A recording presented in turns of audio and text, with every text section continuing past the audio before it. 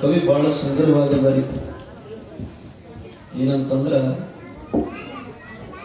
ಸಂಗೀತಕ್ಕ ವಲಯದ ಮನಸ್ಸುಗಳಿಲ್ಲಂತ, ಸಂಗೀತಕ್ಕ ವಲಯದ ಮನಸ್ಸುಗಳೇ ಅಲ್ಲಂತ. ಎಷ್ಟು ಅದ್ಭುತವಾಗಿ ಎರಡು ಲೈನ್ ಒಳಗ ಅರ್ಥದ ನೋಡ್ರಿ. ಸಂಗೀತಕ್ಕೆ ಒಲಿದೇ ಇರ್ತಕ್ಕಂಥ ಮನಸ್ಸುಗಳೇ ಇಲ್ಲ ಇಡೀ ಜಗತ್ತಿನೊಳಗೆ. ಅಷ್ಟು ಸಂಗೀತದೊಳಗೆ ಅದ್ಭುತ ಶಕ್ತಿ ಅದ. ಅಷ್ಟೊಂದು ಚೆನ್ನಾಗಿರ್ತಕ್ಕಂಥ ಸಂಗೀತವನ್ನು ಹಾಡಿರ್ತಕ್ಕಂಥ ನಮ್ಮ ಗವಾಯಿಗಳಿಗೆ ಜೋರಾದ ಚಪ್ಪಾಳೆ ತಟ್ಟಕ್ಕೆ ಅಭಿನಂದಿಸಬೇಕು.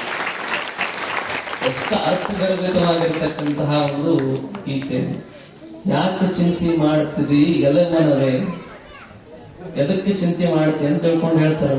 ಯಾರು ಬರ್ತಾರ ನಮ್ಮ ಜೊತೆಗೆ ಚಿಂತೆ ಮಾಡಿದ್ರೆ ಏನಾಗೋದೈತಿ, ಬರೇ ಚಿಂತೆ ಮಾಡ್ಕೊಂತ ಹೋಗೋದಲ್ಲ, ನಾವು ಚಿಂತನ ಮಾಡಬೇಕು ಅಂತ ತಿಳ್ಕೊಂಡು ಈ ವಚನದಲ್ಲಿ ಹೇಳ್ತಾರೆ.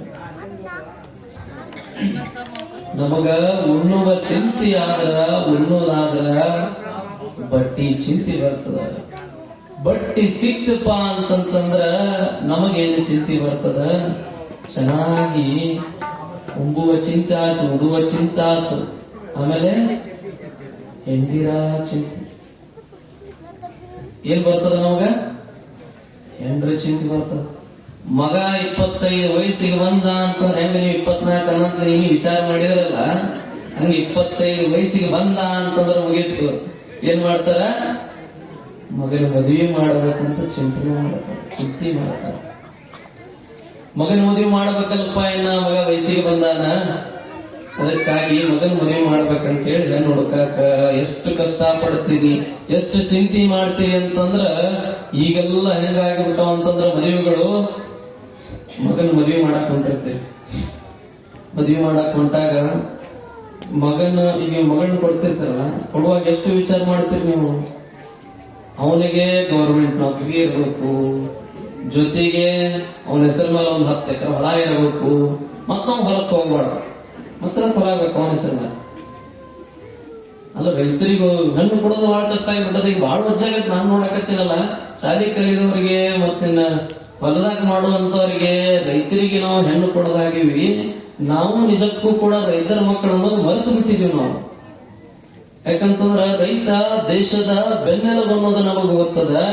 ರೈತ ಒಂದು ದಿವಸ ಏನಾದ್ರೂ ಮೇಟಿ ಹಿಡಿಲಿಲ್ಲ ಅಂತಂದ್ರ, ರೈತ ಜರಕಡದ ಏನಾದ್ರೂ ಒಂದು ದಿವಸ ಬೆಳೆ ಬೆಳಿಲಿಲ್ಲ ಅಂತಂದ್ರ, ಜರಕಡದ ಒಂದೇ ದಿವಸ ಅಕ್ಕಿ ಬೆಳೆದ ನಮ್ಮ ದೇಶಕ್ಕೆ ಕೊಡದೆ ಹೋಗಿದ್ರ ನಾವು ಹೊಟ್ಟಿಗೆ ದನವನ್ನ ತಿನ್ನಕ್ಕಾಗೋದಿಲ್ಲ. ದನ ಅಂದ್ರೆ ಹಣ. ಮತ್ ನೀವು ವಿಚಾರ ಮಾಡಬೇಡ್ರಿ ದನ ಅನ್ನಕತ್ತಾರ ಅಂತ ತಿಳ್ಕೊಂಡು. ಧನ ಅಂತಂದ್ರೆ ಕಾಂಚನ, ಹಣವನ್ನ ತಿನ್ನಕ್ಕಾಗೋದಿಲ್ಲ. ನೋಡ್ರಿ, ಎಷ್ಟೋ ಲಕ್ಷ ರೂಪಾಯಿ ಇದ್ರು ಅನ್ನ ತಿಂತೀವಿ ಹೊರತಾಗಿ ನಾವು ಹಣ ತಿನ್ನಕ್ಕಾಗೋದಿಲ್ಲ. ಹಂಗ ರೈತರಿಗೆ ನಾವು ಹೆಣ್ಣು ಕೊಡೋದನ್ನ ಹೆಂಗ್ ಮಾಡಕತ್ತೀವಿ. ದೇಶಕ್ಕೆ ಬೆನ್ನೆಲುಬೆನಿಸ್ಕೊಂಡಿರ್ತಕ್ಕಂಥ ರೈತ ಜರಕಡದ ಏನಾದ್ರೂ ಒಂದು ದಿವಸ ಮೇಟಿ ಹಿಡಿಯಲಿಲ್ಲ ಅಂತಂದ್ರ ಇಡೀ ಜಗತ್ತಿನೊಳಗೆ ಯಾರಿಗೂ ಕೂಡ ಅನ್ನ ಸಿಗದೆ ಈ ರೀತಿಯೊಳಗೆ ನಾವು ಬದುಕಬೇಕಾಗ್ತದೆ. ಅದಕ್ಕಾಗಿ ಮುಂದೊಂದು ದಿನ ಬರ್ತದ, ಇಂಜಿನಿಯರ್ಗಳು ಇರಲ್ಲ, ಯಾರೂ ಸಿಗಲ್ಲ. ಕೊನೆಗೆ ಒಂದು ದಿವಸ ಇಂಜಿನಿಯರ್ ನೌಕರಿ ಸಿಗೋದು ಬಹಳ ಜಗಕ್ಕತ್ತದ. ಈಗ ಕೆಲವೊಂದಷ್ಟು ಜನ ನನ್ ಗೆಳೆಯರು ಇಂಜಿನಿಯರ್ ಮಾಡಿ ಖಾಲಿ ಮತ್ತೆ ರೈತರಿಗೆ ಮಾಡುವಂತ ಸಂದರ್ಭ ಬಂದದ. ಯಾಕಂತಂದ್ರೆ ಬೆಂಗಳೂರಿಗೆಲ್ಲ ಸೀಟ್ ಫುಲ್ ಆಗ್ಯಾವ, ಎಲ್ಲ ವಿದೇಶಕ್ಕೆ ಹೋಗ್ತಾರ, ಅಲ್ಲಿ ಹೋಗ್ತಾರೆ, ಇಲ್ಲಿ ಹೋಗ್ತಾರ ಜಾಬ್, ಅಲ್ಲಿ ಖರ್ಚಾಗುವಂತದ್ದು ಅವ್ರಿಗೆ ಬರತಕ್ಕಂತ ಸಂಬಳ ಅದ್ರಾಗ ಹೊಂಟು ಬಿಟ್ಟದ. ಅಂತ ಒಂದೆಲ್ಲಾ ಬಿಟ್ಟು ಇವತ್ತು ರೈತರಿಗೆ ಮಾಡುವಂತ ಸಂದರ್ಭ ಬರ್ಲಿಕ್ಕತ್ತದ. ಮುಂದೊಂದು ದಿವಸ ಹಿಂಗ ಆಗ್ತದಲ್ಲ ರೈತನ ಬಾಳೆ, ಮುಂದೊಂದು ದಿವಸ ರೈತಗೆ ಹುಡುಕೊಂಬಂದ ಹೆಣ್ಣು ಕೊಡಬೇಕು ಅಂತ ಒಂದು ಸಂದರ್ಭ ಬಂದೇ ಬರ್ತದ ಅಂತಕ್ಕಂಥ ಮಾತನ್ನು ಈ ಸಂದರ್ಭದಲ್ಲಿ ಆಗ್ತದೆ. ಯಾಕಂತಂದ್ರೆ ರೈತ ಮೇಲೆ ಇರತಕ್ಕಂತ ಶಕ್ತಿ ಅಷ್ಟು ದೊಡ್ಡದು. ಅಂತ ರೈತನಿಗೆ ನೀವು ಹೆಣ್ಣು ಕೊಟ್ರಿ ಅಂತಂದ್ರ ಅವೇನು ಸುಖದ ಸುಪ್ಪತ್ತಿಗೆ ಒಳಗೆ ಇಡದೇ ಇದ್ರು ಪರವಾಗಿಲ್ಲ, ಆದ್ರೂ ಒಂದು ಹೊತ್ತು ಊಟವನ್ನ ಕಡಿಮೆ ಮಾಡಲು ನೋಡ್ಕೊಳ್ತಾನ ಅಂತಕ್ಕಂಥದ್ದು ಈ ಮೂಲಕ ತಮಗೆ ತಿಳಿಸಬೇಕಾಗ್ತದೆ. ಅಂತ ಒಂದು ಹೆಂಡಿರ ಚಿಂತೆ ಬರ್ತದಲ್ಲ, ಅವಾಗ ಎಷ್ಟೆಲ್ಲ ಚಿಂತೆ ಮಾಡ್ತೀರಿ ನೀವು. ನನ್ನ ಮಗಳನ್ನ ಕೊಡಬೇಕೋ ಬೇಡೋ, ನನ್ನ ಮಗಳಿಗೆ ಸೊಸಿ ತಗೊಳ್ಬೇಕೋ ಬೇಡೋ ಅಂತೇಳಿ ಎಷ್ಟೆಲ್ಲ ವಿಚಾರ ಮಾಡ್ತಿರಲ್ಲ, ಎಷ್ಟೆಲ್ಲ ಚಿಂತೆ ಮಾಡ್ತಿರಲ್ಲ. ಅದ ಒಂದು ಚಿಂತೆ ಏನಾದ್ರೂ ಒಂದಿಷ್ಟು ಚಿಂತನೆ ಭಗವಂತನ ಬಗ್ಗೆ ಯಾರಾದ್ರೂ ಮಾಡಿದಿರೇನು? ನೀವು ಮಾಡ್ತೀರಿ, ಬೆಳಿಗ್ಗೆ ತಕ್ಷಣ ಎದ್ದು ಸ್ನಾನ ಮಾಡ್ತೀರಿ, ಇವತ್ತಿ ಅಶ್ವತ್ತೀರಿ, ಬಾಳ ದೇವ್ರ ಪೂಜಾ ಮಾಡ್ತೀರಿ, ಮತ್ತೆ ಯಥಾವತ್ತು ನಿಮ್ ಸಂಸಾರದೊಳಗೆ ಬಿದ್ದು ಬಿಡ್ತೀರಿ. ಆದ್ರೆ ಹಂಗಲ್ಲ, ನಾವು ಏನದಲ್ಲ ಭಕ್ತ ಸ್ಥಳದಿಂದ ಹಿಡಿದು ಐಕ್ಯ ಸ್ಥಳದವರೆಗೆ ನಾವು ತಲುಪಬೇಕಾಗಿತ್ತು ಅಂದ್ರ, ಪರಮಾತ್ಮನೊಳಗ ನಾವು ಸಮ್ಮಿಲನ ಆಗಬೇಕಾಗಿತ್ತು ಅಂತಂದ್ರ, ನಾವು ಪರಮಾತ್ಮನೊಂದಿಗೆ ಒಂದಾಗಬೇಕಾಗಿತ್ತು ಅಂದ್ರ ನಮ್ಮ ಅಂತರಂಗ ಪರಿಶುದ್ಧ ಆಗಬೇಕು. ಅಂತ ಅಂತರಂಗವನ್ನ ಪರಿಶುದ್ಧಗೊಳಿಸುವ ಏಕೈಕ ಕಾರ್ಯಕ್ರಮ ಅಂದ್ರೆ ಅದು ಗೋಜನೂರು ಗ್ರಾಮದಲ್ಲಿ ನಡೆದಿರತಕ್ಕಂತಹ ದೇವಿ ಪುರಾಣ ಅಂತ ಹೇಳಿದ್ರು ಕೂಡ ತಪ್ಪಾಗ್ಲಿಕ್ಕಿಲ್ಲ. ನೀವು ಎಂತ ಭಕ್ತರಿದೆ ಅಂತಂದ್ರ ನಿಮ್ಮ ಬರೀ ಇದನ್ನು ತುಂಬಿಕೊಳ್ಳೋದಲ್ಲ, ನಮ್ಮ ಜ್ಞಾನದ ಬುದ್ಧಿಯ ಗಂಟನ್ನ ತುಂಬಿಕೊಳ್ಬೇಕಂತ ತಿಳ್ಕೊಂಡು ಇವತ್ತು ಪ್ರವಚನ ನಡೆಸಿದಿರಲ್ಲ, ನಿಮ್ಮಂತ ಭಾಗ್ಯಶಾಲಿಗಳಾರಿಲ್ಲ. ಆ ಒಂದು ನಿಟ್ಟಿನೊಳಗೆ ತಾವು ಸದಾವಕಾಲ ಹೋಗಿದ್ದೆ ಆದ್ರೆ ತಮ್ಮ ಬದುಕು ಸಾರ್ಥಕ ಆಗ್ತದ. ಇಂತೆಲ್ಲ ಚಿಂತೆಗಳನ್ನ ಬಿಡಬೇಕು, ನಾವು ಚಿಂತನೆಯನ್ನ ಮಾಡೋದನ್ನ ಕಲಿಬೇಕು. ಇಂತ ಮದುವೆ ಚಿಂತೆ ಬರ್ತಾವ, ಮತ್ತಾದ್ಮೇಲೆ ಮದುವೆ ಆಗೋದ ತಡ, ಒಂದಷ್ಟು ತಡ ಅಂತ ಕೇಳ್ತೀರಿ ನೀವು. ಯಾಕಂದ್ರೆ ಮಕ್ಕಳ ಚಿಂತೆ ಬರ್ತಾವ, ಮಕ್ಕಳ ಚಿಂತೆ ಇದನ್ನು ವರ್ಣನೆ ಮಾಡ್ತಾ ಹೋದ್ರೆ ಒಂದು ದಿವಸನೂ ಸಾಲಂಗಿಲ್ಲ. ಈ ವಚನವನ್ನು ಬಿಡಿಸ್ತಾ ಹೋದ್ರೆ ಸಂಕ್ಷಿಪ್ತವಾಗಿ ವಚನದ ಬಗ್ಗೆ ಅರ್ಥ ಹೇಳ್ತಾ ಇದ್ದೀನಿ. ಮಕ್ಕಳ ಚಿಂತೆ ಬರ್ತದ, ಮಕ್ಕಳ ಚಿಂತೆ ಹೆಂಗಿರ್ತದ ನಿಮ್ಮಲ್ಲಿ ಹೇಳ್ತೀನಿ. ನಮಗ ಗಂಡ ಮಗುನ ಬೇಕಂತ ಇರ್ತೀರಿ ನೀವು, ಯಾಕಂದ್ರ ವಂಶವನ್ನ ಉದ್ಧಾರಗೊಳಿಸ್ತಕ್ಕಂಥವ್ರು ಗಂಡ ಮಗು ಅಂತ ನೀವು ಭಾವಿಸ್ಕೊಂಡಿದ್ದೀರಿ. ಆದ್ರೆ ಇತ್ತೀಚೆಗೆ ಗಂಡ ಮಕ್ಳು ಹೆಂಗ ಆಗಾಕತ್ತಾರ ಅಂತಂದ್ರ, ನೀವು ಚಂದಾಗ ಕಲಿಸ್ತೀರಿ, ನನ್ನ ಮಗ ಶಾಣೆ ಆದ ಅಂತ ತಿಳ್ಕೊಂಡು, ನನ್ನ ಮಗ ಶಾಣೆ ಆಗ್ಲಿ, ದೊಡ್ಡ ನೌಕರಿ ಮಾಡ್ಲಿ, ನಮ್ಮನ್ನು ಚಂದಾಗ ನೋಡ್ಕೊಳ್ಳಿ ಅಂತ ನೀವೇನ್ ಮಾಡ್ತೀರಿ? ಚಲೋ ಚಲೋ ವಿದ್ಯಾಭ್ಯಾಸ ಕೊಡ್ತೀರಿ, ವಿದೇಶಕ್ಕೆಲ್ಲ ಕಳಿಸ್ಕೊಡ್ತೀರಿ. ನನ್ನ ಮಗ ಎಲ್ಲದಾನ ಅಂತ ಕೇಳಿದ್ರ, ಇಲ್ಲ ನನ್ನ ಮಗ ಅಬ್ರಾಡ್ ಒಳಗೆ ಜಾಬ್ ಮಾಡಾಕತ್ತಾನ, ವಿದೇಶದೊಳಗೆ ಜಾಬ್ ಮಾಡಾಕತ್ತಾನ, ನನ್ನ ಮಗ ವಿದೇಶದೊಳಗದಾನ ಅಂತ ಹೇಳ್ತಿರ್ತಾರ. ಕೊನೆಗೊಂದು ದಿವಸ ನೀವು ಸಾಯುವಂತ ಸಂದರ್ಭದೊಳಗ ನಿಮ್ಮ ಮಕ್ಕಳ ನಿಮ್ಮನ್ನ ಚಂದಾಗ ಬಂದು ನೋಡದಂತ ಪರಿಸ್ಥಿತಿ ಈಗ ಆಗ್ಯದ. ಯಾಕಂತಂದ್ರ ಸದ್ಯದ ಕಾಲದೊಳಗೆ ನೀವು ನೀಡ್ತಕ್ಕಂಥ ಸಂಸ್ಕಾರ ಅಷ್ಟು ದುರಾದೃಷ್ಟವಶಾತ್ ಆಗಿಬಿಟ್ಟದ. ನೀವು ನೀಡತಕ್ಕಂಥ ಸಂಸ್ಕಾರ ಸರಿಯಾಗಿತ್ತು ಅಂತಂದ್ರ ನಿಮ್ಮ ಮಕ್ಕಳು ಸರಿಯಾದ ರೀತಿಯೊಳಗೆ ಸಾಕ್ತಾರೆ ಅಂತಕ್ಕಂಥದ್ದನ್ನ ಈ ಮೂಲಕ ತಮಗೆ ತಿಳಿಸ್ಬೇಕಾಗ್ತದೆ. ನೀವೇನು ಮಕ್ಕಳನ್ನ ವಿದೇಶಕ್ಕೆ ಕಳ್ಸಕತ್ತಿರಲ್ಲ, ಅವ್ ಮಕ್ಕಳಂತ ಇರ್ತಾವಂತ, ಮಕ್ಕಳನ್ನ ನೀವು ವಿದೇಶಕ್ಕೆ ಕಳಿಸಿರಿ, ಮಕ್ಕಳು ವಿದೇಶಿ, ನೀವು ಪರದೇಶಿಯಾಗಿ ಹೋಗ್ಬೇಕಾದಂತ ಸಂದರ್ಭ ಈಗ ಬಂದದ. ಅದಕ್ಕಾಗಿ ಮಕ್ಕಳಿಗೆ ಒಳ್ಳೆ ಸಂಸ್ಕಾರ ಕೊಡ್ರಿ.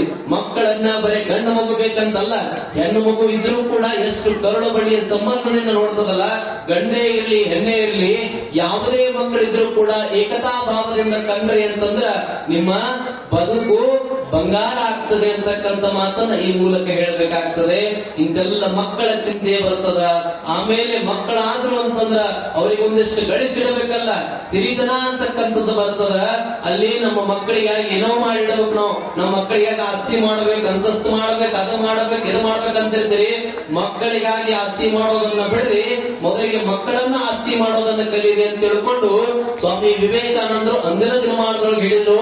ಸ್ವಾಮಿ ವಿವೇಕಾನಂದರ ಆದರ್ಶ ನೀತಿಗಳನ್ನ ನಾವು ಕಲಿಬೇಕು, ಮಕ್ಕಳಿಗೆ ಬೋಧನೆ ಮಾಡಬೇಕು. ಅದಕ್ಕ ಸ್ವಾಮಿ ವಿವೇಕಾನಂದರು ಹೇಳಿದ್ರಲ್ಲ, ಎಲ್ಲ ಯುವಕರೇ ಹೇಳಿ ಎದ್ದೇಳಿ ಗುರಿ ಮುಟ್ಟುವ ತನಕ ನಿಲ್ಲದಿರಿ ಅಂತ ತಿಳ್ಕೊಂಡು ಸ್ವಾಮಿ ವಿವೇಕಾನಂದರು ಹೇಳಿದ್ರು ಯುವಕರಿಗೆ. ಯಾಕೆ ಯುವಕರನ್ನ ತಗೊಂಡ್ರು ಅಂತಂದ್ರ, ನಮ್ಮ ದೇಶದೊಳಗೆ 75% ಯುವಕರನ್ನೇ ಹಸಿದ್ದಾರೆ. ಆದ್ರೆ ಕಾರ್ಯಕ್ರಮಕ್ಕೆ ಬರ್ತಕ್ಕಂಥವ್ರು ಜಸ್ಟ್ 35% ಏನಾದ್ರೆ ನೀವು ಅಷ್ಟೇ ಕಾರ್ಯಕ್ರಮ, 25% ಏನಾದಿರಲ್ಲ, ನೀವು ಅಷ್ಟೇ ಕಾರ್ಯಕ್ರಮಕ್ಕೆ, ಅದು 50 ನಂತರದವ್ರು ಏನಾದಿರಲ್ಲ, ನೀವಷ್ಟೇ ಕಾರ್ಯಕ್ರಮಕ್ಕೆ ಬರ್ತೀರಿ. ನೀವಷ್ಟೇ ಕಾರ್ಯಕ್ರಮಕ್ಕೆ ಬಂದ್ರೆ ಆಗೋದಿಲ್ಲ.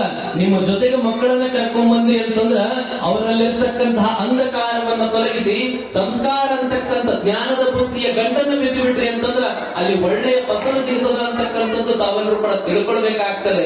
ಯಾಕಂತಂದ್ರೆ ಮಕ್ಕಳಿಗೆ ಒಳ್ಳೆ ಸಂಸ್ಕಾರ ಕೊಡ್ರಿ ಅಂತಕ್ಕಂಥದ್ದು ಏನಾಗ್ಯದಂದ್ರ, ಈಗಿನ ದಿನಮಾನದೊಳಗೆ ನಮ್ಮ ಭಾರತ ದೇಶ ಏನಾದ್ರೂ ಯುವ ಬ್ರಿಗೇಡ್ನೊಂದಿಗೆ ಒಂದು ಹೋರಾಟವನ್ನು ಮಾಡ್ಬೇಕಾಗಿತ್ತು ಅಂದ್ರ, ನಮ್ಮ ದೇಶ ಏನಾದ್ರೂ ಹೆಮ್ಮೆಯ ದೇಶ ಅಂತ ಅನಿಸ್ಕೊಳ್ಬೇಕಾಗಿತ್ತು ಅಂದ್ರ ಅಂದ್ರ ಅಲ್ಲಿ ಯುವಕರ ಪಾತ್ರ ಬಹಳ ದೊಡ್ಡದಿರ್ತದ, ಯುವ ಒಂದು ಸಾಮ್ರಾಟದ ಪಾತ್ರ ಬಹಳ ದೊಡ್ಡದಿರ್ತದ. ಅದಕ್ಕಾಗಿ ಯುವಕರಿಗೆ ಕರಿಯನ್ನ ನೀಡಿದ್ರು ವಿವೇಕಾನಂದರು, ಹೇಳಿ ಎದ್ದೇಳಿ ಗುರಿ ಮುಟ್ಟುವ ತನಕ ನಿಲ್ಲದಿರಿ ಅಂತ ತಿಳ್ಕೊಂಡು. ಆದ್ರೆ ನಮ್ಮ ಹುಡುಗರು ಇವಾಗ ಹೇಳ್ತಾರ, ಹೇಳಿ ಎದ್ದೇಳಿ ಗುರಿ ಮುಟ್ಟುವ ತನಕ ನಿಲ್ಲದಿರಿ ಅಂತ ಹೇಳಿದಾರೆ ಅಜ್ಜಾರ. ಆದ್ರೆ ಸ್ವಾಮಿ ವಿವೇಕಾನಂದರು ಅದ್ರೊಳಗೆ ಟೈಮ್ ಮೆನ್ಷನ್ ಮಾಡಿಲ್ರಿ ಅಂತ ಹೇಳ್ತಾರೆ ಅವರು. ಹೇಳಿ ಎದ್ದೇಳ್ರಿ ಅಂದಾಗ ಬೆಳಿಗ್ಗೆ ಕೇಳಂದ್ರೆ ಸಂಜೆ ಕೇಳಂದ್ರೆ ಹೇಳಿಲ್ಲ, ಅದನ್ನ ನಾವು ಯಾವಾಗ ಬೇಕಾಗಿ ಹೇಳ್ತೀವಿ ಅಂತ ತಿಳ್ಕೊಂಡು ನಮ್ಮ ಜನ ಹೇಳ್ತಾರೋ. ಅರ್ಥಾತ್ ಅವ್ರು ಹೇಳ್ತಕ್ಕಂಥ ಮಾತು ಏನು ಅಂತಂದ್ರೆ, ಈ ನಮ್ಮ ದೇಶವನ್ನ ಬೆಳಗಲಿಕ್ಕೆ ಇವ ಸಾಮ್ರಾಟಿಗರಾಗಿರ್ತಕ್ಕಂಥವ್ರು ತಾವೆಲ್ಲರೂ ಕೂಡ ಎಚ್ಚೆತ್ಕೊಳ್ಬೇಕು ಅನ್ನುವಂತ ಮಾತನ್ನ ಅವರ ಸಂದೇಶದ ಮೂಲಕ ತಿಳಿಸ್ಕೊಟ್ಟಿರ್ತಕ್ಕಂಥದ್ದು. ಅಂತ ಮಕ್ಕಳನ್ನ ತಾವೆಲ್ಲರೂ ಕೂಡ ಹಡೆದು ಸಂಸ್ಕಾರವಂತ ಮಕ್ಕಳನ್ನಾಗಿ ತಯಾರು ಮಾಡಿರ್ತಕ್ಕಂಥದ್ದು ಇಲ್ಲಿ ಹೇಳ್ಬೇಕಾಗ್ತದೆ. ಅದರ ಜೊತೆಯಾಗಿ ಮಕ್ಕಳನ್ನ ಶ್ರೀಮಂತಿಕೆಯನ್ನ ಕೊಡದೆ ಮಕ್ಕಳಿಗನ್ನೇ ಆಸ್ತಿಯನ್ನಾಗಿಸುವಂತವರು ತಾವೆಲ್ಲರೂ ಕೂಡ ಆಗಲಿ ಅಂತಕ್ಕಂಥದ್ದು. ಇಷ್ಟೆಲ್ಲ ಚಿಂತೆಗಳ ಮಧ್ಯದೊಳಗೆ ನಾವೇನ್ ಮಾಡಾಕತ್ತೀವಿ, ಭಗವಂತನ ಚಿಂತನೆಯನ್ನು ಮರೆತು ಬಿಡ್ತಾ ಇದೀವಿ. ಇಷ್ಟು ಚಿಂತೆ ಮಾಡಿದ್ರು ಏನಂತ ಚಿಂತೆ ಮಾಡಿ ಮಾಡಿ ಮಾಡಿ ನಮಗೆ BP ಶುಗರ್ ಬರ್ಲಿಕ್ಕತ್ತದ. ಕೊನೆಗೆ ಒಂದು ದಿವಸ BP ಶುಗರ್ ಇಂದ ಹುಗು ಪರಿಸ್ಥಿತಿ ಆಗ್ಲಿಕ್ಕತ್ತದ. ಕೇಳಿನ ಚಿಂತೆ ಅಂತ ಬರೀತಾರಲ್ಲ, ಕೇಳಂದ್ರ ನಮ್ಮೊಳಗಡೆ ಆರೋಗ್ಯ ಹರಿಗಟ್ಟು ಹೋಗುವಂತ ಸಂದರ್ಭ. ಇದೆಲ್ಲ ಚಿಂತೆ ಬರ್ಲಿಕ್ಕತ್ತದಲ್ಲ, ಮಾತಾಡ್ಬಿಟ್ರು.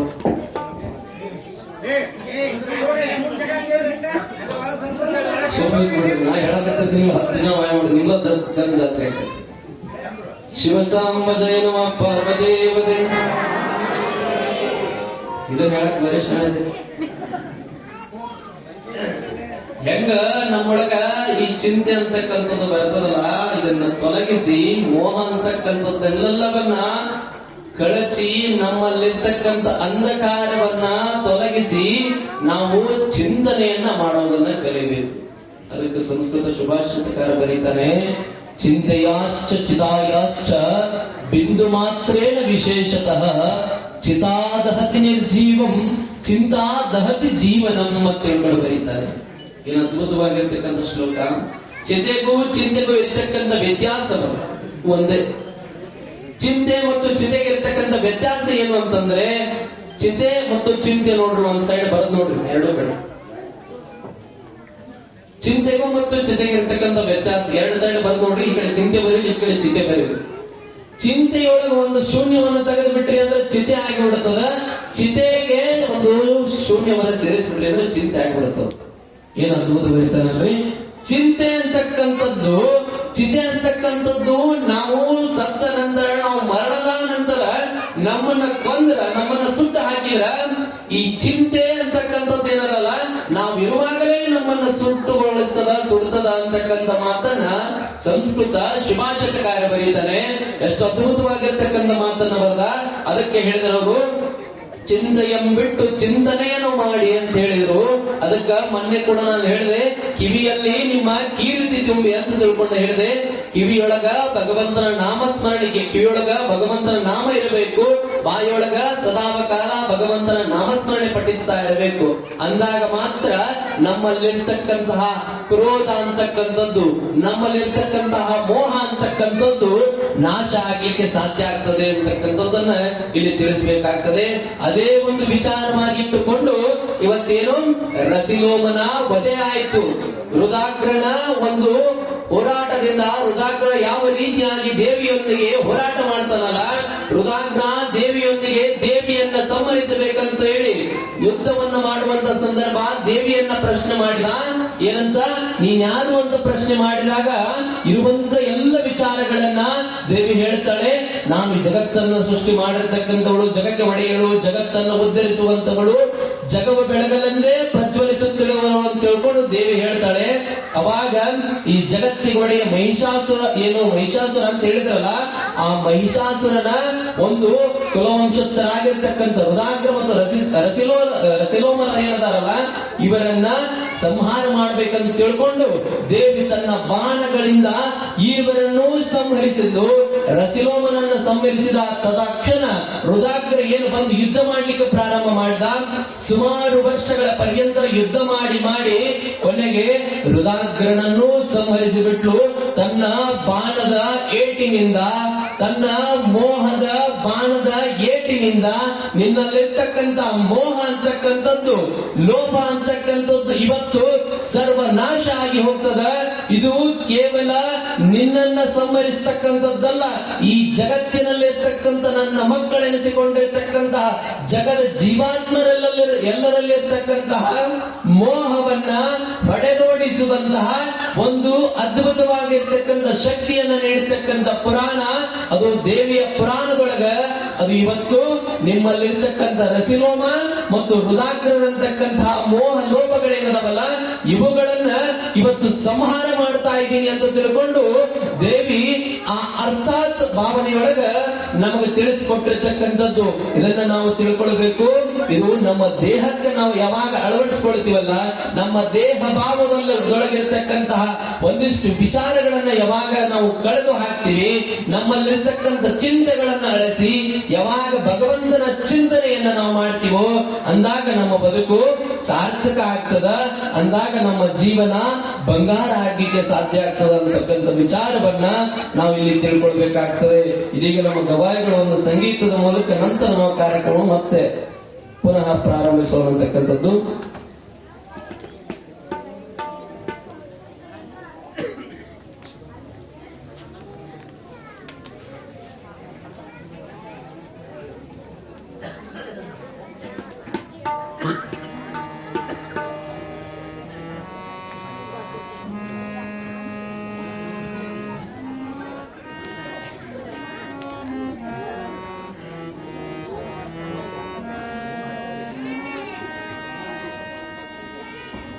हल हल हल हल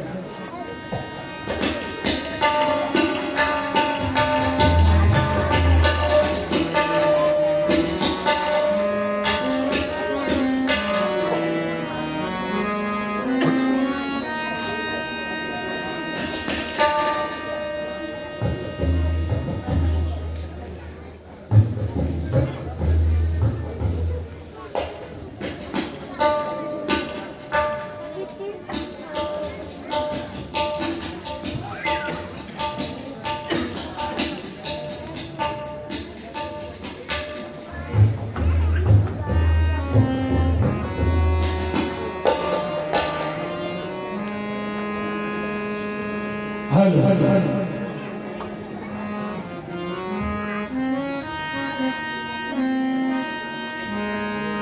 हल हल हल हल ये जीवन हो मಣ್ಣಾಗ ಚಿಂತಿಲ್ಲೆ ಜಗತ್ತಿಲದ ಧ್ವನಿಯಾಗ ಚಿಂತಿಲ್ಲೆ ಕೂಡುವುದೈತಿ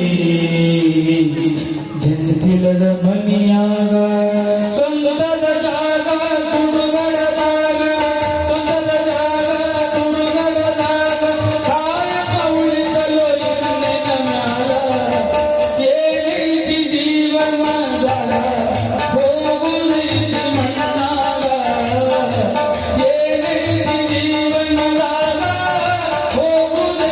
ಮಣ್ಣಾಗ ಚಿಂತಿಲ್ಲೆ ಕೂಡುವುದೈತಿ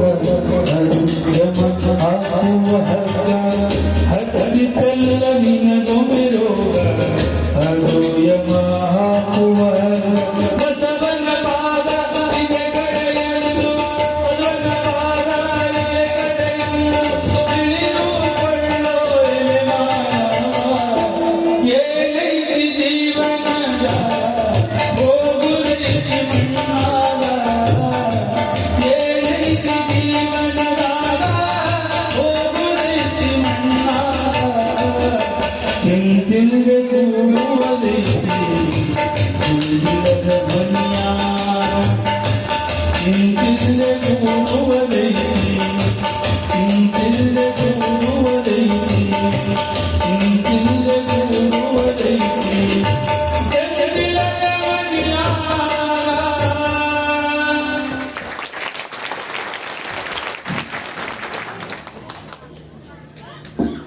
ಬಹಳ ಅರ್ಥಗರ್ಭಿತವಾಗಿರ್ತಕ್ಕಂಥ ಹಾಡು.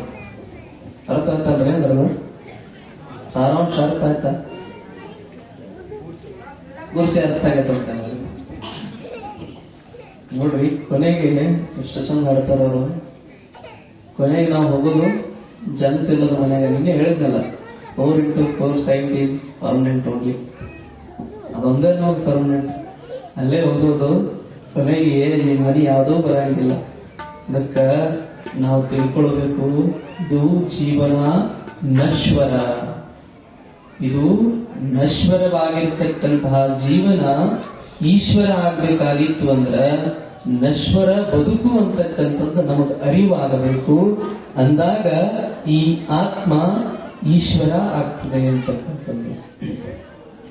ನಾವು ಕೊನೆಗೆ ಏನೂ ತಗೊಂಡು ಗಳಿಸಿ ಎಷ್ಟೆಲ್ಲಾ ಗಳಿಸಿ ಇದನ್ನು ಮಾಡಿದ್ರು ಕೂಡ ಕೊನೆಗೆ ನಾವು ಒಯ್ಯೋದೇನು ಇಲ್ಲ. ಅದಕ್ಕೆ ಅಕ್ಕ ಮಾರಿಯು ಬರೀತಾಳಲ್ಲ, ಆವ ಬಿದ್ದೆ ಕಲಿತಡೇನು ಸಾವ ಬಿದ್ದ ಬೆನ್ನ ಬಡದನ್ನಕ ಹಸನವಾ ತೊರೆದರೇನು ಬೆಸನವಾ ಮರೆತರೇನು ಉಸಿರ ಕಟ್ಟಿದರೇನು ಬಸಿರ ಬಿಗಿ ಹಿಡಿದರೆ ನೆಲ ತಳಬಾರನಾದರೆ ಕಳ್ಳನ ತೋಹನೋ ಚನ್ನಮಲ್ಲಿಕಾರ್ಜುನ. ಎಷ್ಟೆಲ್ಲ ವಿದ್ಯೆ ವಿನಯ ಎಲ್ಲವನ್ನು ಕಲಿತರು ಕೂಡ ನಮ್ಮಲ್ಲಿ ಈ ಅರಿವೇ ಇಲ್ಲದೆ ಹೋಗಿದ್ರ ನಮ್ಮ ಜೀವನ ಅಂತಕ್ಕಂಥದ್ದು ನಶ್ವರ. ಕೊನೆಗೆ ನಾವು ಏನೂ ಒಯ್ಯಂಗಿಲ್ಲ ಅಂತಕ್ಕಂಥ ಭಾವ ನಮ್ಮೊಳಗೆ ಬಂದಾಗ ಅದು ಈಶ್ವರ ಆಗಲಿಕ್ಕೆ ಸಾಧ್ಯ ಆಗ್ತದೆ ಅಂತಕ್ಕಂಥದ್ದು. ಒಬ್ರು ಹೇಳ್ತಾರೆ, ನಮ್ಮ ಈ ಹೆಂಗಾಗಿರ್ತದೆ ಅಂದ್ರೆ ನಮ್ಮೆಲ್ಲರ ಮನುಷ್ಯರ ಜೀವನ ಕೊನೆಗೆ 4 ಜನ ಹೆಗಲ ಮೇಲೆ ಹೋಗಿ ಕಳಿಸಿ ಬರ್ತಿರ್ತೀವಲ್ಲ, ಕೊನೆಗೆ ಹೋಗಿ ಅವ್ರು ಇಡ್ತಿರ್ತೀವಿ. ಇಡುವಾಗ ಅಂತಿರ್ತಾವ, ನೋಡಪ್ಪ ಇಷ್ಟ ಜೀವನ ಅಂಬುದು ಏನು ಇಲ್ಲ, ಬಾಳೆ ಮಾಡ್ಕೊಂಡು ಆಳ್ತಿರ್ತಾವ, ಇನ್ನು ಕೊನೆಗೆ ನಮಗೂ ಹಿಂಗ ಹೋಗಿತಾವಲ್ಲ ಅಂತ ತಿಳ್ಕೊಂಡು ವಿಚಾರ ಮಾಡ್ತಿರ್ತಾರ. ಅದು ಎಲ್ಲೇ ಸ್ಮಶಾನಕ್ಕೆ ಹೋದಾಗ, ಸ್ಮಶಾನದಾಗ ಮತ್ ಹೊರಗೆ ಬಂದ್ರು ಅಂದ್ರೆ ಮುಗಿದ ಹೋಗ್ತದ್ರಲ್ಲಿ ಪರಿಜ್ಞಾನನೇ ಇರಂಗಿಲ್ಲ. ಹೋಗ್ಬಿಡೋ ಮರೇ ಇರೋದೊಂದು ಜೀವನ, ಮತ್ ಇದ್ರಾಗ ಮಾಡೋದು ಹಂಗ ಹಿಂಗಂತ ಹೋಗ್ಬಿಡ್ತೀವಿ. ಆದರೆ ಕೊನೆಗೆ ನಮಗ ಮಣ್ಣಾಗ ಮಣ್ಣಾಗಿ ಹೋಗ್ತೀವಿ ಅನ್ನೋದು ಗೊತ್ತಿರ್ತದ. ಆದ್ರೂ ಕೂಡ ನಮ್ಮ ಕೊನೆಗೆ ಕಳಿಸುವಂತ ಸಂದರ್ಭದೊಳಗ ನಮ್ಮ ಮೈ ಮೇಲೆ ಒಂದು ಬಟ್ಟೆಯನ್ನು ಕೂಡ ಬಿಡಂಗಿಲ್ಲ, ಒಂದು ದಾರನೂ ಕೂಡ ಬಿಡಂಗಿಲ್ಲ. ಎಲ್ಲವನ್ನೂ ಕೂಡ ಕತ್ತರಿಸಿ ನಮ್ಮನ್ನ ಏನ್ ಮಾಡ್ತಾರ, ಎಲ್ಲವನ್ನೂ ನಮ್ಮ ಶರೀರದಿಂದ ಕಳಚಿ ನಮ್ಮನ್ನ ಕೊನೆಗೆ ಮಣ್ಣಾಗ ಮಣ್ಣು ಮಾಡಿ ಹೋಗಲು ಬಿಡುತ್ತಾರೆ. ಏನೂ ಬರ್ತಕ್ಕಂಥದ್ದಲ್ಲ ಈ ನಮ್ಮ ಜೀವನದೊಳಗೆ. ನಮ್ಮ ಜೊತೆಗೆ ನಾವೆಷ್ಟು ಗಳಿಸಿದ್ರು ಕೂಡ ಆಸ್ತಿ ಬರೋದಲ್ಲ, ಮಕ್ಕಳು ಬರೋದಲ್ಲ, ನಮ್ಮ ತಂದೆ ತಾಯಿಗಳು ನಮ್ಮ ಜೊತೆಗೆ ಬರಲ್ಲ, ಯಾರೂ ನಮ್ಮ ಜೊತೆಗೆ ಬರೋರಲ್ಲ. ಹಂಗಂದ್ರೆ ನಮ್ಗೆ ಯಾರ ಮೇಲೆ ನಾವು ಗೌರವವನ್ನು ಕೊಡಬಾರ್ದೇನ್ರಿ ಅಂತ ನೀವು ಕೇಳ್ಬೋದು. ಗೌರವ ಕೊಡಬಾರ್ದಂತಲ್ಲ, ಇದೆಲ್ಲ ನಶ್ವರ ಅಂತಕ್ಕಂಥದ್ದು ಅರಿವಾಗಬೇಕು ಎಲ್ರಿಗೂ. ಅಷ್ಟು ತಿಳಿದ್ರೂ ಕೂಡ, ಇಷ್ಟೆಲ್ಲ ಪುರಾಣ ಪ್ರವಚನ ಕೇಳಿದ್ರು ಕೂಡ ನಮ್ಮೊಳಗ ಅರಿವು ಬರಲಿಲ್ಲ ಅಂದ್ರ ಅದು ಸಾರ್ಥಕತೆ ಆಗ್ಲಿಕ್ಕೆ ಆಗೋದಿಲ್ಲ. ನಾವು ಅಲ್ಲಿ ಕೊನೆಗೆ ಕುನಿ ಒಳಗೆ ಕಳಿಸಿ ಬರೋ ಮಟ್ಟ ಅಷ್ಟ ನಾವು ವಿಚಾರ ಮಾಡ್ತೀವಿ. ಹೊರಗೆ ಕಳಿಸಿ ಬಂದ್ವಿ ಅಂದ್ರೆ ಮತ್ತೂ ನಮ್ ಯಥಾವತ್ತ ಜೀವನ ಪ್ರಾರಂಭ ಮಾಡ್ತೀವಿ. ನಾವು ಹೆಂಗೆಲ್ಲ ಅಳ್ತಿರ್ತೀರೇವೋ ನೀವು ಹೇಳ್ತೀನಿ. ಯಾರ ಸತ್ತಾಗ ಬಾಯಿ ಹೊಡ್ಕೊಂಡು ಅಳ್ತಿರ್ತೀರಿ, ಹಂಗ ಯವ್ವ ಹೋಗಿಲ್ಲ ನೀನ್ಯಾರ ಇದ್ದಿ ಅಂತ ಅಳ್ತಿರ್ತೀರಿ. ಒಮ್ಮೆ ಏನಾಗೈತ್ರಿ, ತಿರ್ಕೊಂಡಾಗ ಪಾದ ಇಡಾಕಂತ ಹೋಗ್ತೀವಿ ನಾವು. ಪಾದ ಇಡಾಕಂತ ಹೋದ್ರೆ ಏನಾಗಿತ್ತು, ಊರಾಗ ನಮ್ಮೂರ್ ಪಕ್ಕ ಅದ ಸುಳೆಬಾವಿ ಲಕ್ಷ್ಮೀದೇವಿ ಅಂತ ನೀವೆಲ್ಲ ಕೇಳಿರ್ತೀರಿ ಕೆಲವದರ್ಶನ. ಸುಳೆಬಾವಿ ಗ್ರಾಮಕ್ಕೆ ಆಡಾಡ್ಕೊಂಡು ಅಳ್ತಿರ್ತಾರೆ. ಹೆಂಗಂದ್ರೆ ಅವರು ನಾವು ಓದಾಕ ಸುಮ್ಮನಿದ್ರು. ಹೋಗಿ ಪಾದ ಇಟ್ವಿ, ಪಾದ ಪೂಜೆ ಮಾಡಿ ಎಲ್ಲ ಪುಷ್ಪಾರ್ಪಣೆ ಮಾಡಿದ್ವಿ. ಪುಷ್ಪಾರ್ಚನೆ ಪುಷ್ಪವನ್ನು ಪತ್ರಿ ಒಗದ್ವಿ. ಆಕೆಲ್ಲ ಹಸ್ತ ಮುಟ್ಟಿ ಆಶೀರ್ವಾದ ಮಾಡಿ ಮೋಕ್ಷ ಸಿಗಲಪ್ಪ ಅಂತ ಆಶೀರ್ವಾದ ಮಾಡಿ ಬರಾಕತ್ತೀವಿ. ಆಗ ನಿಂತೆಲ್ಲಾರು ಮಾತಾಡ್ಸತಿ ಏನಾಗೈತಪ್ಪ ಏನಾಗಿತ್ತು ಹಂಗಂತಿ. ಆ ತಾಯಿ ಅಳಕತ್ತಾಳ, ಅಜ್ಜಾರ್ ಬಂದಿಲ್ಲ ಅಂತಿದ್ಯಲ್ಲ, ಅಜ್ಜಾರ್ ಬಂದಾರ ಕರ್ಕೋ, ನನ್ನ ಕರ್ಕೊಂಡು ಹಂಗಾದ್ರು. ಅಂದ್ರೆ ನಾನು ಯಾವಾಗ ಬಾಳ ಅಂದ್ರೆ ಶ್ರಾವಣಕ್ಕೆ ಹೋಗಿದ್ದೆ ಅವ್ರ ಮನಿ ಪಾದ ಪೂಜೆಕ. ಅವ್ರು ಬರ್ರಿ ಅಂತಿದ್ರು. ಬರ್ರಿ ಅನ್ಲಿ ಬಿಡ್ರಿ, ಇದು ಕರ್ಕೋ ಅಂತಂದ್ರೆ ಏನ್ ಮಾಡ್ಲಿ, ಇದರ ಕಡೆ ಎದ್ದು ಬಂದ್ ನಿಂತಂದ್ರೆ ಏನ್ ಮಾಡೋ ಪರಿಸ್ಥಿತಿ. ಆಕ್ಚುಲಿ ಸೈಂಟಿಫಿಕ್ ಆಗಿ ಈ ನಾವು ಶವ ಇರ್ತದಲ್ಲ, ಅದು ಶ್ರಾದ್ದ ಮಾಡೋವರೆಗೂ 3 ದಿವಸಕ್ಕಂತ ನಾವು ಅದನ್ನ ಇದು ಮಾಡ್ತೀವಿ, ಪುಣ್ಯ ತಿಥಿ ಅಂತ ಮಾಡ್ತೀವಿ, ತಿಥಿ ಅಂತ ಮಾಡ್ತೀವಿ. ಸೊ ನಿಮ್ಗೆ ಗೊತ್ತಿರ್ಲಿ, 3 ದಿವಸಗಳ ಪರ್ಯಂತ ಏನು ಅದು ಶವ ಹೋಗಿರ್ತದಲ್ಲ, ಸತ್ತ ಪ್ರಾಣವಾಯು ಏನಿರ್ತದಲ್ಲ, ಪ್ರಾಣವಾಯು ಹೋಗ್ಬಿಡ್ತದ. ಹಿಂಗ ನಮ್ಮ ಶರೀರದಿಂದ ಹೋಯ್ತು ಅಂತಂದ್ರೆ ಆ ಪ್ರಾಣವಾಯು ಹೋದ್ರೂ ಕೂಡ ನೀವು ಮತ್ತೆ ಹೆದರ್ತೀವಿ ಬಿಡ್ರಿ, ಹೇಳೋದು ಅದು ನಿಜ ಸತ್ಯಾಂಶ ಇದೆ, ಸೈನ್ಸ್ ಇದೆ. ಅದು ಸತ್ತಿರ್ತದಲ್ಲ, ಸತ್ತ ಮೇಲೆ ನೀವು ಅದನ್ನ ಕಾಲು ಮಾಡಿಸ್ತೀರಿ, ಮುರಿದು ಮಾಡಿಸ್ತೀರಿ, ಕೈ ಮಾಡಿಸ್ತೀರಿ, ಏನೆಲ್ಲ ಮಾಡ್ತೀರಿ ನೀವು. ಸತ್ತ ಮೇಲೆ ಅದಕ್ಕೆ ಹೊಡೆದ್ರು ಗೊತ್ತಾಗ್ತಿರ್ತದ. ಸೈನ್ಸ್ ಇದು ನಿಜಕ್ಕೂ ಕೂಡ. ಅದೇನು ಶ್ರಾದ್ದ ಏನು 3 ದಿವಸದ ತಿಥಿ ಅಂತ ಮಾಡ್ತೀರಲ್ಲ ನೀವು, ಆ ತಿಥಿ ಮಾಡುವವರೆಗೂ ಆ ಒಂದು ಏನು ಜೀವ ಇರ್ತದಲ್ಲ, ಆ ಆತ್ಮಕ್ಕೆ ಮೋಕ್ಷ ಲಭಿಸರಂಗಿಲ್ಲ. ನೀವು ಸ್ವಾಮಿಗಳು ಕರೆದು ಪಾದ ಪೂಜೆ ಮಾಡಿಸಿ ಅವ್ರ ಹೆಸರಲ್ಲಿ ಒಂದು ಲಿಂಗಪ್ಪನ ಮಾಡಿ ಅದನ್ನು ಶುದ್ಧ ಮಾಡಿ ಅದ್ರೊಳಗೆ ಆ ಆತ್ಮವನ್ನ ನೀವು ಇದನ್ನ ಮಾಡ್ತೀರಿ. ಆಮೇಲೆ ಅದು ಪರಿಶುದ್ಧ ಆಗ್ತದ, ಆಮೇಲೆ ಹೋಗ್ಬಿಡ್ತದ. ಅವಾಗೆಲ್ಲ ವಿಚಾರ ಮಾಡ್ತಿರ್ತದಂತದ. ಏನು ಜೀವ ಇರ್ತದಲ್ಲ, ಅದು ಹೆಂಗ್ ವಿಚಾರ ಮಾಡ್ತಿರ್ತದಂತ ಎಲ್ಲ ನೋಡ್ತಿರ್ತದಂತ. ಅದಕ್ಕೆ ಹೇಳ್ಬೇಕನ್ನುವಂತ ಹಂಬಲ್ ಬರ್ತಿರ್ತದ. ನಾನು ಇವ್ರ ಜೊತೆ ಮಾತಾಡ್ಬೇಕು, ನಮ್ಮ ಅಕ್ಕ ಬಂದ, ನಮ್ಮ ಅಣ್ಣ ಬಂದ ಅಂತ ಮಾತಾಡ್ಬೇಕಂತ ಇರ್ತೈತಿ. ಆದ್ರೆ ಅದ್ರೊಳಗೆ ಪ್ರಾಣವಾಯು ಇರಂಗಿಲ್ಲ. ಎಷ್ಟು ಗೊಂದಲಾಸ್ಪದವಾಗಿರ್ತದ ಅಂದ್ರೆ ಶವ. ಇದನ್ನ ನೀವು ಗೂಗಲ್ ಒಳಗೆ ಸಿಗ್ತದಲ್ಲ ಗೊತ್ತಿಲ್ಲ, ಇದು ವಿಜ್ಞಾನವಾಗಿರ್ತಕ್ಕಂಥ, ವಿಜ್ಞಾನಕ್ಕೆ ಸಂಬಂಧಪಟ್ಟಿರ್ತಕ್ಕಂಥದ್ದು. ಅದು ಎದ್ದು ಮಾತಾಡ್ಬೇಕನ್ನುವಂತ ಹಂಬಲ್ ಬರ್ತಿರ್ತದಂತ. ಆದ್ರೂ ಕೂಡ ಏನಾಗ್ತತಿ, ಅವ್ರು ಎದ್ದು ಮಾತಾಡ್ಬೇಕಂದ್ರೆ ಪ್ರಾಣವಾಯುನ ಇರಂಗಿಲ್ಲ. 3 ದಿವಸಕ್ಕೆ ಏನು ತಿಥಿ ಅಂತ ಮಾಡ್ತೀರಿ, ಸ್ವಾಮಿಗಳು ಕರ್ಕೊಂಬಂದು ಪರಿಶುದ್ಧ ಮಾಡ್ತೀರಿ, ಅವಾಗ ಅದು ಹೋಗಿ ಮೋಕ್ಷವನ್ನ ಹೊಂದುತ್ತದಂತ. ಪಾದಸ್ಪರ್ಶ, ಗುರುಗಳು ಪಾದಸ್ಪರ್ಶ ಯಾಕೆ ಮಾಡಿಸ್ತಾರಂದ್ರ ಅವರಲ್ಲಿರ್ತಕ್ಕಂಥ ತಪಶಕ್ತಿಯಿಂದ ಅದು ಮೋಕ್ಷ ಲಭಿಸ್ಲಿ ಅಂತಕ್ಕಂಥ ಒಂದು ತಾತ್ಪರ್ಯವಾಗಿಟ್ಕೊಂಡು ಅವ್ರನ್ನ ತಂದು ಪಾದ ಇಟ್ಟು ಪಾದ ಸ್ಪರ್ಶದಿಂದ ಅವ್ರಿಗೆ ಮೋಕ್ಷ ಸಿಗಲಿ ಅಂತ ಹೇಳ್ತಾರ. ನೀವೇನು ಒಂದೊಂದು ದಿವಸ ಅಳ್ತೀರಿ, ನೀವು 1 ದಿವಸ ಅಳ್ತೀರಿ, ಇವತ್ತು ಮತ್ತು ಕನ್ವರ್ಸ್ಕೊಂಡು ಯಥಾವತ್ತ ಹೋಳಿಗೆ ಹೊಡಿದ ಮತ್ತೆ ಸುಮ್ಕೊಂಡ್ರದು ಮಾಡ್ತೀರಿ. ಮತ್ತ ಮರನೇ ದಿವಸ ಯಾರನ್ನ ಬರ್ಬೇಕು, ಬರುವಾಗಟ್ಟ ನೀವು ಗೊಡೋ ಅಂತ ಕಣ್ಣೀರ್ ಚಲೋ ಆಗ್ತಾವ. ಅಯ್ಯೋ ನಿಮ್ಮನ್ನ ನಿನ್ನೆರ ಇದ್ದ ಇವತ್ತಿಲ್ಲ, ಚಲೋ ಮಾಡ್ತೀರಿ. ಯಾವುದೇ ವ್ಯಕ್ತಿ ಆಗ್ಲಿ ನಮ್ಮಿಂದ ಅಗಲಿದ ಅಂತಂದ್ರ 3 ದಿವಸಕ್ಕೆ ನಾವ ಹೋಳಿಗೆ ಮಾಡಿ ಹೂರ್ಣ ತುಂಬಿ ಸಿಹಿ ಪದಾರ್ಥವನ್ನ ವೃಷಾನ್ನ ಭೋಜನವನ್ನ ಪ್ರಸಾದ ಮಾಡ್ತೀವಿ. ಇದನ್ನೆಲ್ಲ ನೋಡ್ತಿರ್ತದ. ಅದಕ್ಕ ಯಾಕೆ 3 ದಿವಸಕ್ಕೆ ಏನ್ ಮಾಡ್ತಾರಂದ್ರ, ನೋಡಪ್ಪ ಇಷ್ಟೆಲ್ಲ ನನ್ನ ಜೊತೆಗೆ ಇದ್ದಾಗ ನನ್ನಿಂದ ನೀ ಇಲ್ದ್ರ ನನ್ನ ಜೀವನಾನ ಇಲ್ಲ ಅಂತಿದ್ರು, ನೀ ಹೋದಂದ್ರ ನಾನು ಹೋಗ್ತೀನಿ ಅಂತಿದ್ರು. ಆದ್ರ ಇವತ್ತು ನೋಡು, ನನ್ನ ಹೆಸರ ಮ್ಯಾಲ ಹೋಳಿಗೆ ಮಾಡಿ ಗಡತ್ತಾಗ ಹೊಡ್ಯಾಕತ್ತಾರ. ಇದ್ನ ಮ್ಯಾಲ ನನಗೆ ಗೊತ್ತಾತು ಇದು ನಶ್ವರ ಅಂತಕ್ಕಂಥದ್ದು. ಆ ಒಂದು ಕಾರಣಕ್ಕಾಗಿ ಈ ಏನು ಪ್ರಾಣ ಪಕ್ಷಿ ವಾಯು ಇರ್ತದಲ್ಲ, ಇದು ಪರಮಾತ್ಮನೊಳಗೆ ಒಂದಾಗಿ ಹೋಗಿಬಿಡುತ್ತದಂತ. ಇದು ವಿಜ್ಞಾನಕ್ಕೂ ಕೂಡ ಹೌದು, ಇದು ಆಧ್ಯಾತ್ಮಿಕತೆಯೂ ಕೂಡ ಹೌದು, ನಿಜಶಃ ಶಬ್ದಶಃ ಸತ್ಯದ ಘಟನೆಯೂ ಕೂಡ ಹೌದು. ವಿದೇಶಿಗರು ಕೂಡ ಇದನ್ನ ಪ್ರಯೋಗ ಮಾಡಿದ್ದಾರೆ. ತಾವು ಕೂಡ ಯೂಟ್ಯೂಬ್ ಒಳಗೆ ಗೂಗಲ್ ಒಳಗೆ ಸರ್ಚ್ ಮಾಡಿದ್ರೆ ಸಿಗಬಹುದು. ಅಲ್ಲಿ ವಿದೇಶಿಗರು ಕೂಡ ಸರ್ ಇದನ್ನ ಪ್ರಯೋಗ ಮಾಡಿದ್ದಾರೆ. ಪ್ರಾಣವಾಯು ಹೋಗ್ಬೇಕಾಗಿತ್ತು ಅಂದ್ರ ಅದು ಯಾರಿಗೂ ಕಣ್ಣಿಗೆ ಗೋಚರ ಆಗಲ್ಲ. ಹೆಂಗಿರ್ತದಂದ್ರ ನಮ್ಮ ಒಳಗಡೆ ಇರ್ತಕ್ಕಂಥ ಪ್ರಾಣವಾಯು ಸಿದ್ಧಾಂತ ಶಿಖಾಮಣಿ ಒಳಗೆ ಬರೀತಾರ, ನಮ್ಮಲ್ಲಿರ್ತಕ್ಕಂಥ ಆತ್ಮ ಎಷ್ಟಿರ್ತದಂದ್ರ ನಮ್ಮ ಕೂದಲೆಳಿ ಒಂದು ಕೂದಲೆಳಿ ತಗೋರಿ, ಒಂದು ಕೂದಲೆಳಿಯನ್ನ 100 ಭಾಗ ಮಾಡಿದ್ರ ಒಂದು ಕೂದಲೆಳಿ 1 ಭಾಗ ಮಾಡೋದು ದೊಡ್ಡ ಕಷ್ಟ ಆಗುತ್ತೆ. ಹಿಂಗಲ್ರಿ ಅಡ್ಡಲು ಹಿಂಗ ಉದ್ದಿರ್ತದ ಅದನ್ನ ಸೀಳ್ಬೇಕು. ಅದನ್ನ 100 ಭಾಗ ಮಾಡಿದ್ರ ಎಷ್ಟು ಕಣ್ಣಿಗೆ ಕಾಣ್ತದೋ ಕಣ್ಣಿಗೆ ಕಾಣಂಗಿಲ್ಲ. ಅದು 1 ಭಾಗ ಮಾಡೋದು ದೊಡ್ಡ ಐತಿ. ಅಂತ 100 ಭಾಗ ಮಾಡಿದ್ರೆ ಎಷ್ಟು ಇರ್ತದೋ ಅಷ್ಟು ನಮ್ಮೊಳಗಡೆ ಅಂತರಾತ್ಮ ಅಂತಕ್ಕಂಥದ್ದು ಇರ್ತದಂತ. ಅಷ್ಟು ಇರ್ತಕ್ಕಂಥ ಕೇವಲ ಇಷ್ಟೇ ಇರ್ತಕ್ಕಂಥ ಅಂತರಾತ್ಮಕ್ಕ ಬಲಿಯಾಗಿ ಅಂತರಾತ್ಮವನ್ನ ಶುದ್ಧಗೊಳಿಸದೆ ನಾವೆಲ್ಲರೂ ಕೂಡ ಮೋಹಕ್ಕೆ ಒಳಗಾಗ್ತಾ ಇದೀವಲ್ಲ. ನಾವೆಲ್ಲರೂ ಕೂಡ ತಿಳ್ಕೊಳ್ಬೇಕು, ಈ ಪ್ರಾಣ ಪಕ್ಷ ವಾಯು ಏನದಲ್ಲ ಇದು ಹೋಗ್ತದ. ಕೊನೆಗೊಂದು ದಿವಸ ಯಾರೂ ನನ್ನ ಜೊತೆಗೆ ಬರಂಗಿಲ್ಲ ಅನ್ನುವಂತ ಅರಿವು ನಮಗಾಗಬೇಕು. ಅದನ್ನು ತಿಳಿದಾಗ ಮಾತ್ರ ನಮ್ಮ ಬದುಕು ಸಾರ್ಥಕ ಆಗ್ತದ. ಕೊನೆಗೆ ನಮ್ಮ ಸ್ಮಶಾನದಾಗ ಇಟ್ಟು ನಮ್ಮನ್ನು ಮಲಗಿಸಿ ಬರ್ತಾರ ಹೊರತಾಗಿ ನಮ್ಮ ಜೊತೆಗೆ ಯಾರೂ ಬರಂಗಿಲ್ಲ. ನೀವು ಅಳೋದಕ್ಕೆ ಕಾರಣ ಏನು ಅಂತಂದ್ರೆ ನನಗನಿಸ್ತದ, ನೀವು ಅಳುವಾಗ ಆಜು ಬಾಜು ಎಲ್ಲಾ ನೋಡ್ತಿರ್ತೀರಿ. ನಿಮ್ ಅವ್ವ ಏನಾರ ಯಾರ ತಿಳ್ಕೊಂಡಿದ್ರಂದ್ರ ಅವಾಗ ಕಿವ್ಯಾಗ ಏನಾರ ಬೆಂಡೋಲಿ, ಹೊರಳಾಗ ಏನಾರ ಸರ, ಕೈಯಾಗ ಏನಾರ ಉಂಗ್ರ ಏನಾರ ಉಳ್ದಾವ್ ಅಂತ ಹೇಳಿ ವಿಚಾರ ಮಾಡ್ತಿರ್ತೀವಿ.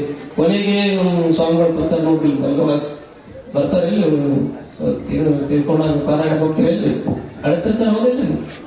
ಕೊನೆಗೊಂದ್ಸಲ ಮುಖ ನೋಡ ಅಂತ ಹೇಳ್ತೀರಿ ನೀವು, ಹೇಳ್ತಾರಿಲ್ಲ. ಕೊನೆಗೊಂದ್ಸಲ ಮುಖ ನೋಡ್ಬಿಡ್ರಿ, ಯಾರು ನೋಡೋರದರಿ ಮಣ್ಣು ಹಾಕಿಬಿಡ್ರಿ ಅಂತಿರ್ತೀರಿ.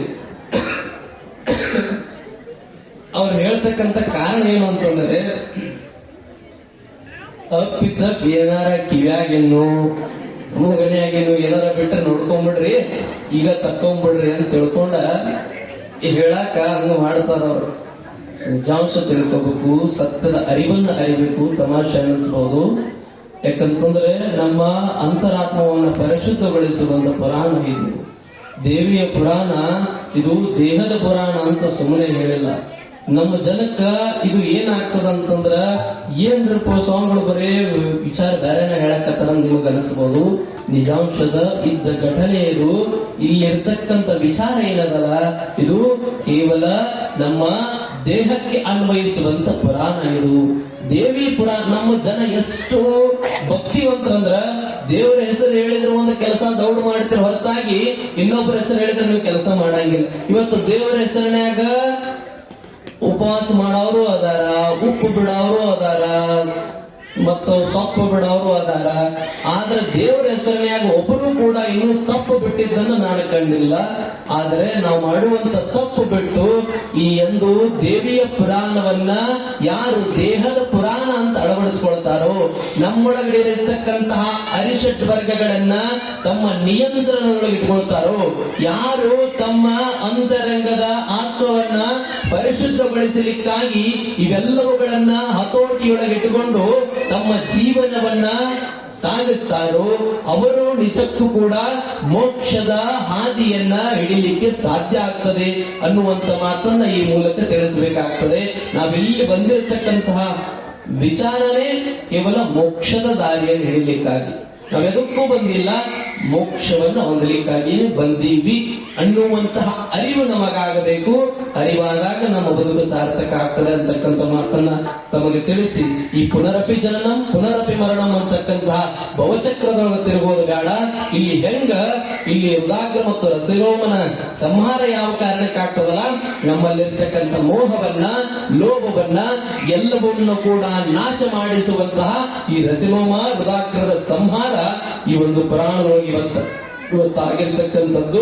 ನಾಳೆ ದಿವಸ ಮತ್ತೆ ಯಥಾವತ್ತಾಗಿ ಪರಾಕ್ರಮಶಾಲಿಯಾಗಿರ್ತಕ್ಕಂತಹ ಚಿಕ್ಷುರನ ವಧೆ ಆಗ್ತದೆ. ಚಿಕ್ಷುರ ಅಂತಕ್ಕಂಥವನು ನಮ್ಮ ದೇಹದೊಳಗ ಯಾವ ರೂಪದೊಳಗದಾನ, ಅದನ್ನ ನಾವು ಹೆಂಗ ಸಂಹಾರ ಮಾಡಬೇಕು ಅನ್ನುವಂತ ವಿಚಾರವಾಗಿ ನಾಳೆ ದಿವಸ ನಾವು ಚಿಂತನೆ ಮಾಡ್ತಾ ಹೋಗೋಣ. ಇವತ್ತು ಯಾಕೋ ಜನ ಬಹಳ ಕಡಿಮೆ ಅದರಿ ಅಂತ ಅನಿಸ್ಲಿಕ್ಕತ್ತದ. ಇಂದ ನೋಡ್ಬೋದು ಹೊರಗೆ ಆ ಕಡೆ ಕೂತೀರ, ಈ ಕಡೆ ಕೂತಾರ. ಮಳಿ ಆದ್ಯದಕ್ಕೆ ಸ್ವಲ್ಪ ಜನ ಕಡಿಮೆ ಅನಿಸ್ಲಿಕ್ಕತ್ತದ. ನಾಳೆ ಕಡಿಮೆ ಇರುವಂಗ ನೀವು ಒಟ್ಟ ನೀವು ಮೂರ್ ಬಿಟ್ಟು ಕೊಡಂಗಿಲ್ಲ, ನಮ್ಗೆ ಗೊತ್ತೈತದ. ಇರ್ಲಿ, ನಾಳೆ ಮತ್ತೆ ಇನ್ನೊಂದ್ ಸ್ವಲ್ಪ ಹೆಚ್ಚಿನ ಸಂಖ್ಯೆಯೊಳಗೆ ಎಲ್ಲರೂ ನೀವೆಲ್ಲ ಮತ್ತೆ ಪಾಪ ಕಾಲು ಹಿಡಿತಾವಂತ ವಯಸ್ಸಾದವರ ಕಡೆ ಕುಂತಿರ್ತೀರಿ. ಇರ್ಲಿ, ಯಾಕಂದ್ರೆ ನಿಮಗನ್ನೋದು ವಜ್ಜದ ಅಂತ ಹೇಳಿ ಬಿಟ್ಟಿನಿ ನಾನು. ಮೊದಲ ನಿಮಗ ಅಂದ್ರು ಇನ್ನೂ ಒಂದು ವಾರ ಹೋಗೋದೈತಿ ನಾನು. ಅದಕ್ಕಾಗಿ ನಾಳೆ ಮತ್ತೆ ಪರಾಕ್ರಮಶಾಲಿಯಾಗಿರ್ತಕ್ಕಂಥ ಶಿಕ್ಷಣ ವಲಯ ಆಗ್ತದೆ, ಬಿಡಾಲನ ವಲಯ ಆಗ್ತದೆ. ನಾಳೆ ನಾವೆಲ್ಲರೂ ಕೂಡ ಮತ್ತೆ ಪುರಾಣವನ್ನು ತಿಳ್ಕೊಳ್ಳೋಣ ಅಂತಕ್ಕಂಥ ಮಾತನ್ನ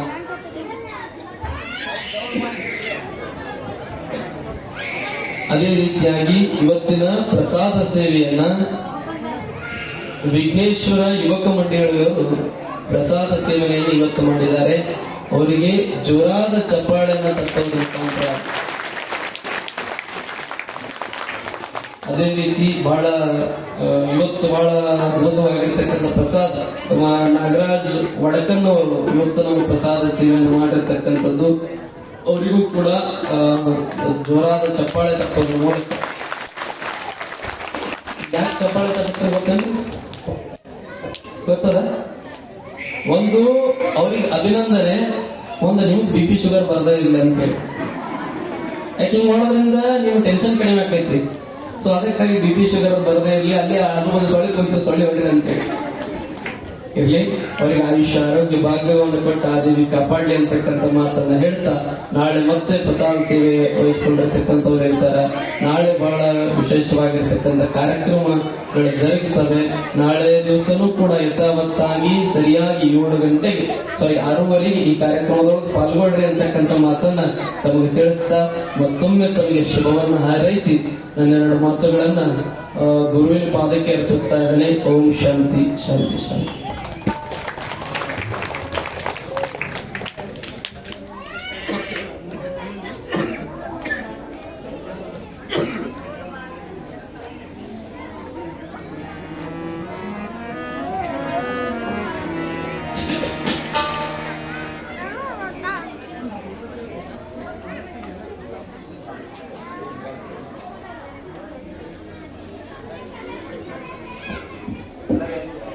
ಪುರಾಣ ಹೋದ ಮೇಲೆ ಏನಿರ್ತದೆ ಎಲ್ಲ ಕೇಳಬೇಕಂದ್ರೆ ಗೊತ್ತು. ಮೊದಲ ಕಾಲ ಕಥೆ ಗೊತ್ತಾಗಿದೆ.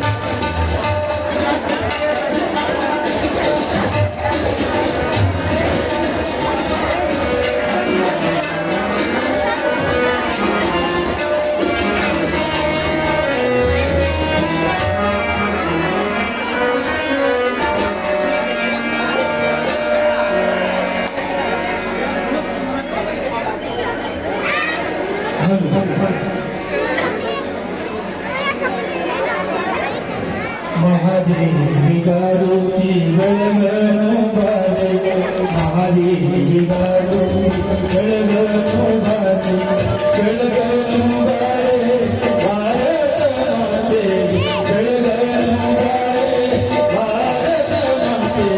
ಮಹಾದೇವಿಗಾರು ಬೆಳಗನು ಬಾರೆ, ಮಹಾದೇವಿಗಾರು ಬೆಳಗನು ಬಾರೆ. ವಿಶ್ವದ ಹೆಸರನ್ನು ದೂರ ಮಾಡಿರುತ್ತಾರ, ವಿಶ್ವದ ಹೆಸರನ್ನು ದೂರ ಮಾಡಿರುತ್ತಾರ. ಅವತಾರ